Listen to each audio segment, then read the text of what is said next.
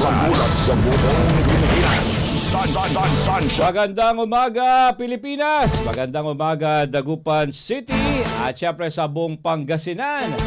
Ngayon po ay araw na Lunes, ika-2 ng Oktubre taong 2023. At ako po yung tagapagbalita, kapar J. Miguel Mendoza sa Sunshine News Blast Morning Edition. At sa unang detalye ng ating balitang lokal, Sunshine News Blast. kauna-unahang job fair sa San Jacinto, Pangasinan, matagumpay na naisagawa nitong Biyernes sa pangunguna ni Mayor Leo de Vera. Ang detalye mula kay Kapartner Lerna Hernandez. Kapartner Lerna. Sa kauna-unahang pagkakataon ay naganap ang job fair sa bayan ng San Jacinto. 22 nga mula sa iba't ibang ahensya ang dumalo na pinagpilian ng mga aplikante kung saan marami ang hired on the spot. Nagpahayag ng pagbati si Mayor Leo de Vera sa mga hiring agencies, aplikante at national agencies na kabilang ang SSF, DOLE, Pag-ibig Fund at migrant workers. Sunshine News Blast. Papasalamat po ako sa ating pong DOLE, sa ating pong kasama sa programang ito. At ako po nagpapasalamat sa aking mga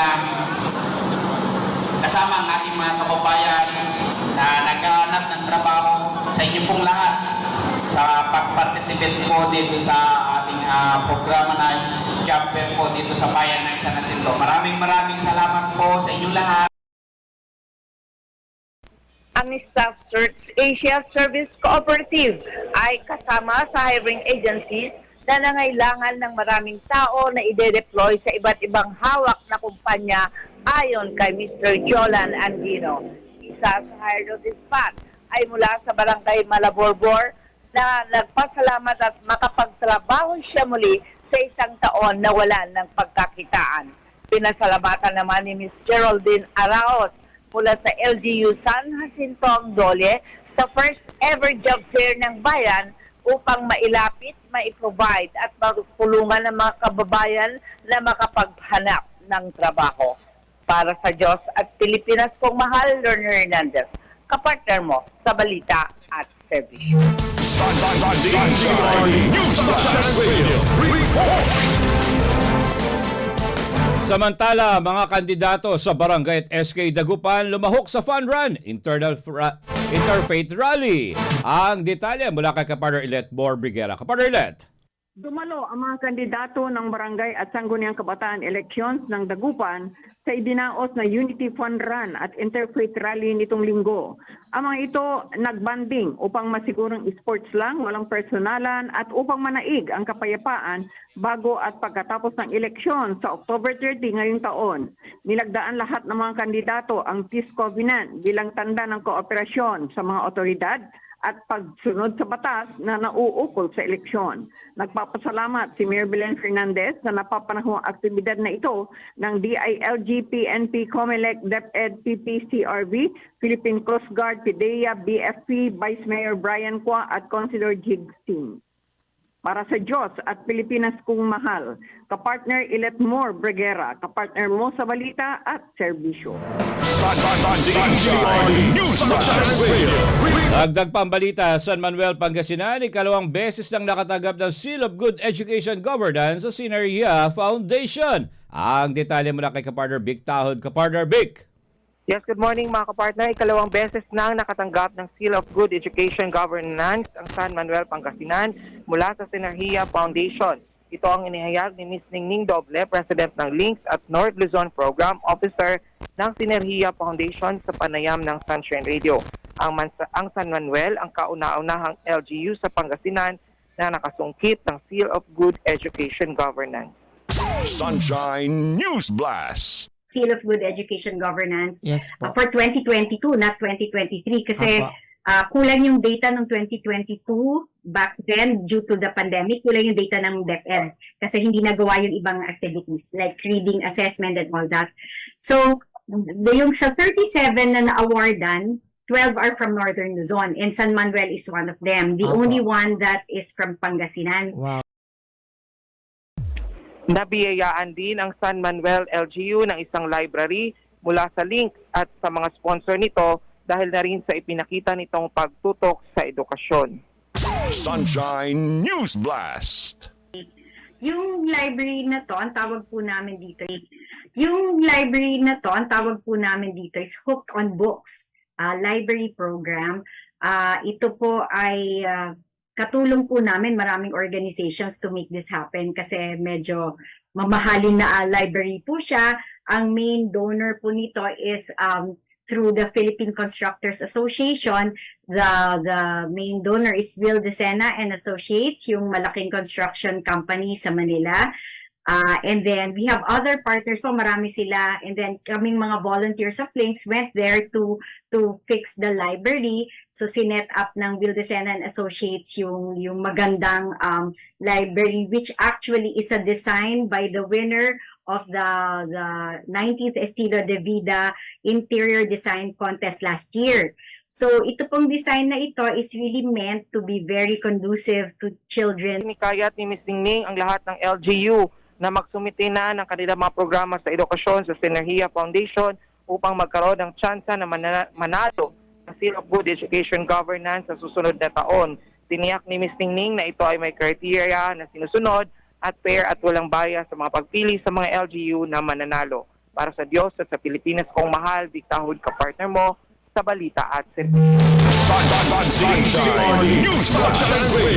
Samantala, Caravan of Love, gift giving and feeding sa Salisay Daycare Center kasabay ng ika-18th anniversary ng DZRD 981 Sunshine Radio. Naging matagumpay ang detalye sa pagbabalik ni Kapartner Lerna Hernandez. Kapartner Lerna!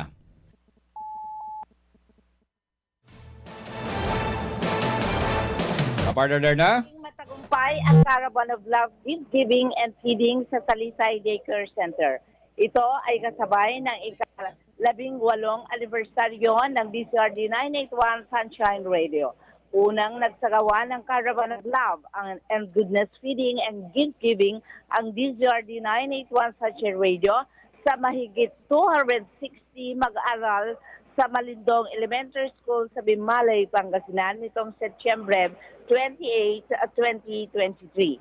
Sa nasabing selebrasyon, namigay ang may anchor at staff ng DZRD 981 Sunshine Radio na may school bag na may lamang school supplies at tig-iisang loot bag ng mga snacks.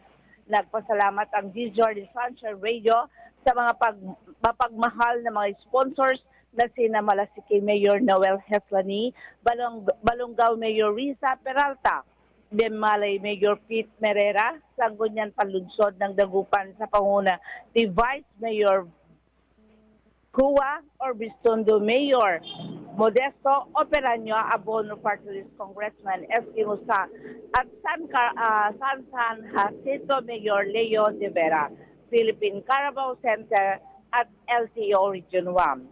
Sa mga pribadong sektor naman ay sumuporta din ng Prestige International, Maxima Technical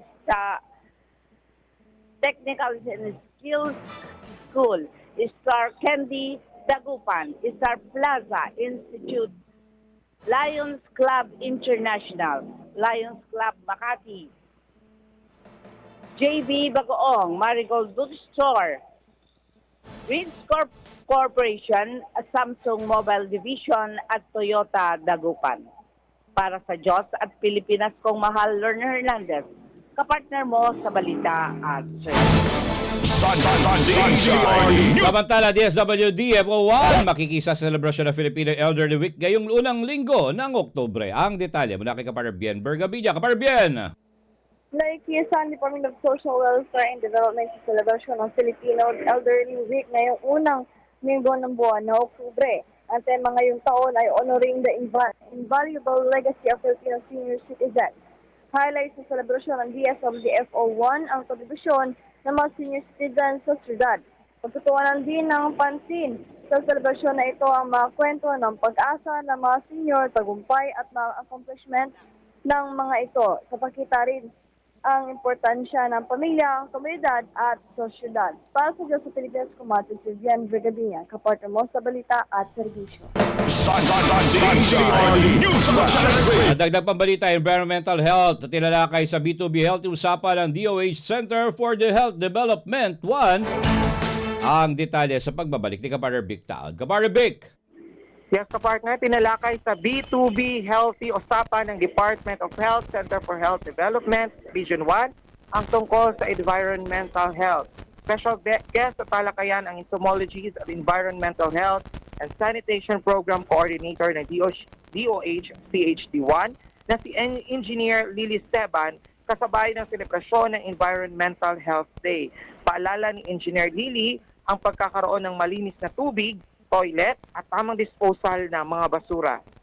Sunshine News Blast. Ang environmental health ay isang sangay ng ating public health kung saan po ang tinutukoy po natin dito ang malinis na tubig, tamang paggamit po ng ating palikuran at ang tamang pagsasaayos po ng ating basuran. And of course, dito rin po natin makikita yung mga hakbang kung paano po nating pinapanatili na malinis rin po ang ating mga pagkain.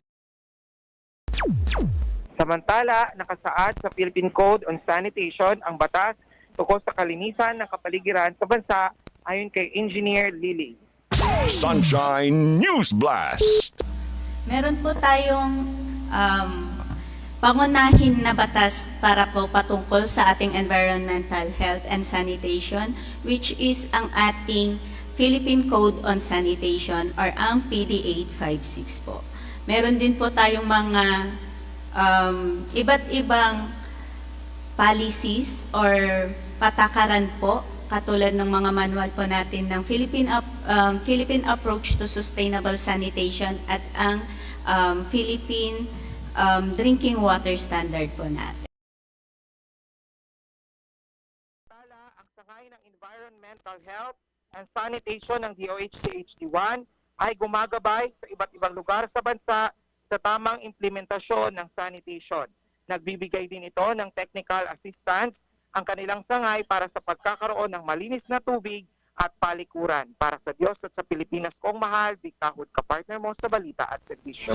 Sunshine News Blast. At sa uling detalye ng ating balitang lokal, Congressman Art Celeste matagumpay na naipamahagi ang tulong sa 4,000 na libong benepisyaryo sa Dasol, Pangasinan. Ang detalye sa muling pagbabalik ni Kaparelet Mor Briguera. Kaparelet!